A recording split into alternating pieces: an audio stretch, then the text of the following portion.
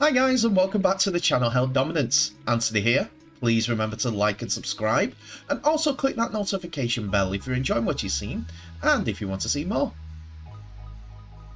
Coming up in this episode, Tomkins confident England could win the World Cup, but admits it will be his last World Cup.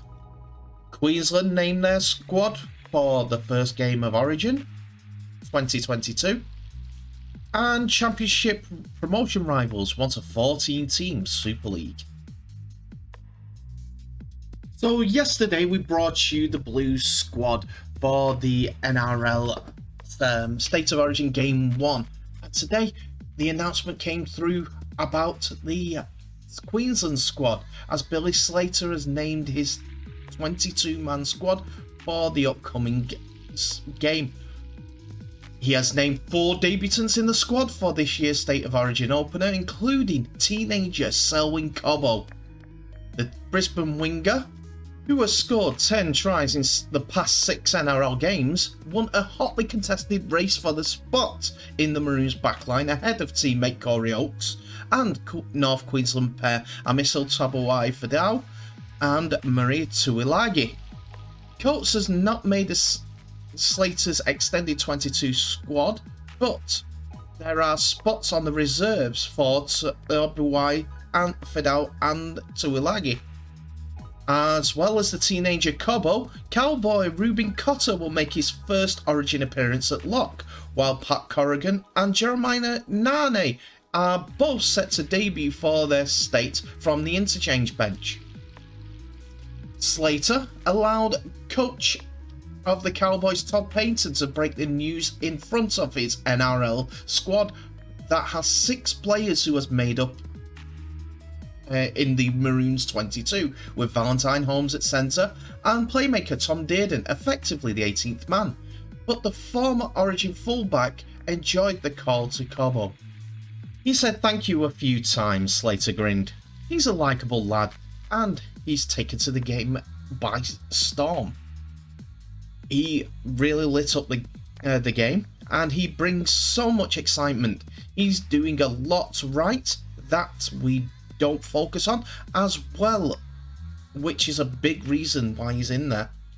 Gold Coast captain Tino Fasa-Molawe will start in the front row, but Slater has overlooked Titans teammates Moeki Fotuaka and David Fafita. Cotter's selection mean there will be no place in the side for South Sydney's Jay Arrow, but he gets a place amongst the reserves. St George Illawarra captain Ben Hunt has also been named at hooker, with Melbourne's Harry Grant in the utility role. The Maroons will assemble in Brisbane on Monday before travelling to the Gold Coast for their training camp ahead of Game 1 in Sydney's Olympic Stadium on June the 8th. And here is the squad and the coach Billy Slater. So looking at the squad, there is a little bit of experience in the back line, but Kalen Ponga is expected to start at fullback in place of Tom Zorojevic. Dane Gagai on the centres, with Cameron Munster leading the team around, with Daly Cherry Evans as his number 7. Josh Papali'i is in the squad from the Canberra Raiders to face his teammate Jack Whiten on the other side. Felici Kafusi is another big hitter that is in the second row for the Melbourne Storm, as we expect 1 to 17 to be the starting 17 with Tom Dearden as the 18th man. So that means that Lindsay Collins of Sydney Roosters will be in the team as well.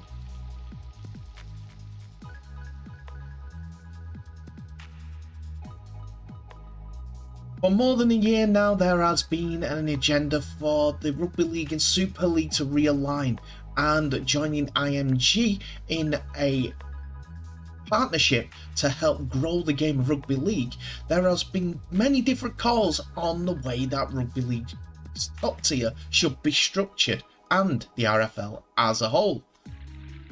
There have been proposals being put out for 10 teams in the Super League, but there is growing thought that the league should be grown to 14 teams.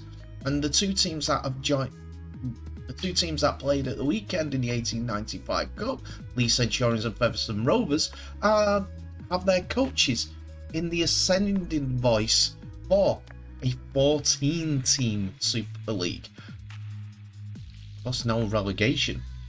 Now, these two are the top two teams in the championship, but I'm not sure about their credentials on being a way to grow the game, as their limited fan base at the moment, and also their geolocation, Featherstone being near Castleford and Wakefield, while Leigh is right in the middle of Wigan, Warrington, St Helens, Salford to an extent, in their geographic location, which makes them more of an M62 corridor consideration. But anyway, I digress. Both of their head coaches did come out in favour for a 14-team league. Brian McDermott was asked first, and he said to Rugby League Live, I think it was, it makes sense to me that if you get 14 candidates for players to aspire to play for, then it's better than 10. I think it's too simplistic an answer to say 10 teams makes everything better. It is not addressing anything of the issues, which is player pool, which can't really support Super League teams, if that's what we're talking about. I'd go for 14 teams and no relegation. His opponent on Saturday, Adrian Lamb, said, I think that's anyway. I know they've got ideas about that. I think both teams at the moment could probably go into Super League next year and grow that number there and progress with that moving forward. But that is something for them to decide. We'll just have to keep our heads down at the moment. It is £1 million game that we've got to head towards. Even though that 1895 Cup win was special, we've got a massive job ahead of us, which is probably the priority for the year. As much as they play fantastic rugby and they have the finances to back, it's still, in my opinion, parochial if we do induct Featherstone and Leigh into a 14-team league without looking outside of the borders. Clubs like London Broncos and Newcastle have both got elite academy status from the RFL. Shouldn't we be looking at those teams that have that status being in the Super League? A build down and up there will grow Super League teams massively because of the knock-on effect. Magic Weekend being at St James's Park will help Newcastle massively. Newcastle are playing at St James's Park. What more could you want? And London, the capital, has got a team. Then it can truly grow. That's my thoughts. Please comment in the comments below what your thoughts are. Oh, and I will keep the two French teams in the league as well.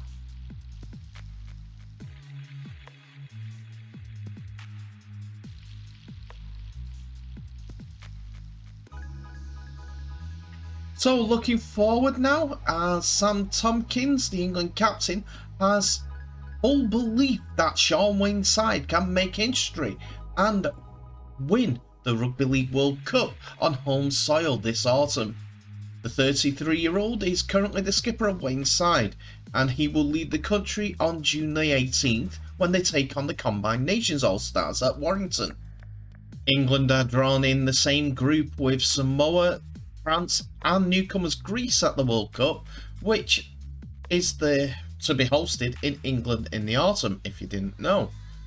Sam Tomkins said, "We can go and win the World Cup. We know that. We've got the potential. We've got a really good side. We just need to make sure that we click and play together. We're going to play against some tough teams, that's inevitable, but I'm supremely confident we can do it.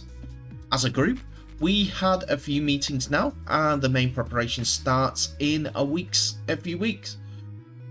when we take on the Combined Nations All-Stars at the Warrington. That will be the main bulk of preparation, but so far so good. Tomkins, though, has admitted that this World Cup is likely to be his last as a player. As someone who has won Super League Grand Finals, Challenge Cups, League Leaders Shields and Man of Steel awards, the World Cup is one of the only major trophies that has escaped Tomkins. The Catalan's Dragon Star says it will be a privilege if he gets to captain England at the World Cup. He added, "It's a huge honour. It will be my last World Cup. I don't think my knees will go to the next one. It's a massive honour, and any player who can represent their country, it is the biggest honour to play rugby league. I'm excited and hopeful I can get my name in the hat for that." Tomkins has already been out for 4 games with a broken leg and he is recuperating at this moment in time after coming back and playing a couple of games. So he'll be thankful of this rest period for the Challenge Cup weekend.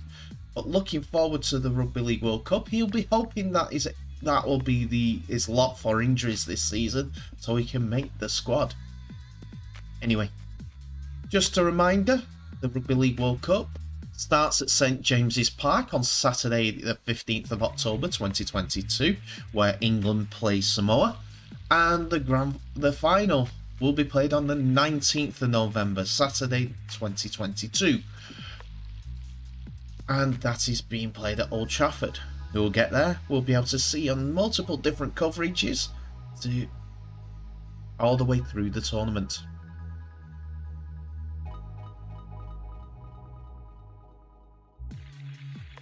And that's it for another episode, ladies and gentlemen. Thank you so much for watching. Please remember to like, subscribe and share this video worldwide, as well as clicking the notification bell for any new videos that may be coming your way. Hopefully you got to know that there was another episode played last night on Held Dominance, his YouTube channel, as I showed my day at the Tottenham Hotspur Stadium.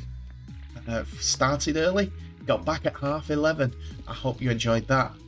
There's also a poll on the Held Dominance Twitter account at AntJADog at 1981 for everyone to tell me what your thoughts are for future finals and its location. There are 3 options on there. Go on there and have a quick choose which one you would think would be best suited for rugby league. Tell me what your thoughts are of today's episode in the comments below, as there are plenty of stories there. 14 team Super League, I agree with that. Those 2 teams I'm not sure should be part of the discussion, unfortunately, at this stage, but we need to expand rather than close in. Anyway, thank you so much for watching. Please remember to share this video worldwide. In the meantime, I wish you all the best, so please stay safe, and I'll see you in the next episode.